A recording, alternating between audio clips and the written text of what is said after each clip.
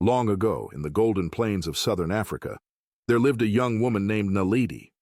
Her name, meaning star, had been given to her at birth by her grandmother, who claimed that the child's first cry was accompanied by the faint shimmer of a shooting star across the night sky. Naledi grew up knowing she was special. Her beauty was the kind that could silence a room. Her skin glowed under the sunlight. Her eyes sparkled like dew in the morning light, and her laughter had a melody that drew people to her like moths to a flame. But beauty can be both a gift and a curse.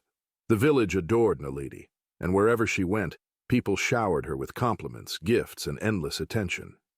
Yet this constant adoration gave Naledi a dangerous sense of entitlement. She saw herself as untouchable, above the simple responsibilities of life. In her heart, she desired nothing more than to live freely, unbound by tradition or obligation. Her days were spent in laughter, and her nights in revelry. The elders of the village often warned her, "Naledi, a star that burns too brightly risks burning out. Life is not just about beauty and joy. It is about purpose and love." But Naledi would simply smile and dismiss their words. The Wanderer. One day, a wandering trader named Lacan arrived in the village.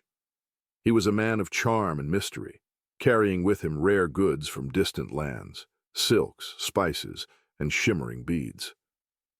Naledi, intrigued by his stories of adventure and his rugged charm, quickly became enamored. For weeks, the two spent their days together, laughing under the shade of acacia trees and dancing by the fire at night.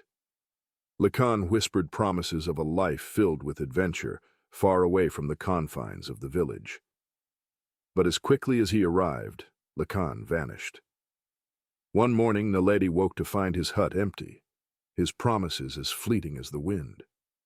It was only weeks later that Naledi realized she was carrying his child. The child of faith. The news of Naledi's pregnancy spread through the village like wildfire. The whispers were relentless. Beautiful Naledi, now disgraced. Where is the father of her child? Naledi, once the village's brightest star, now felt the sting of shame and isolation. She hated the pitying looks, the judgmental whispers, and the heavy burden growing inside her. When the time came, she gave birth to a baby boy. The child was named Tumalo, meaning faith, by the village elder who saw in the child's eyes a spark of resilience. But Naledi did not see that spark. To her, Tumalo was a constant reminder of her fall from grace. She resented him for the life she believed he had stolen from her. The freedom, the admiration, the carefree laughter. The night of abandonment. One cold and starless night, when the winds howled through the village and the world seemed cloaked in shadows, Naledi made a decision that would forever alter her fate. As Tumalo slept, she wrapped him in a tattered cloth and crept through the sleeping village. Her heart pounded with each step, but she silenced the small voice within her that begged her to stop. She reached the edge of the village, where the waste pit lay, a place avoided by all due to its foul smell and ominous air. With trembling hands, she laid the baby down among the discarded refuse. His tiny form stirred, but Naledi turned away before he could open his eyes. "Forgive me," she whispered, her voice breaking. Then she disappeared into the night. The haunting days turned into weeks, and Naledi resumed her life, pretending as though Tumalo had never existed. But the universe does not forget so easily. At first, it was subtle. She would hear faint cries in the distance at night, though no one else seemed to notice. Then, she began seeing fleeting glimpses of a child in the corner of her eye, always just out of reach, always with a gaze full of sorrow. The villagers began to speak of strange happenings near the waste pit.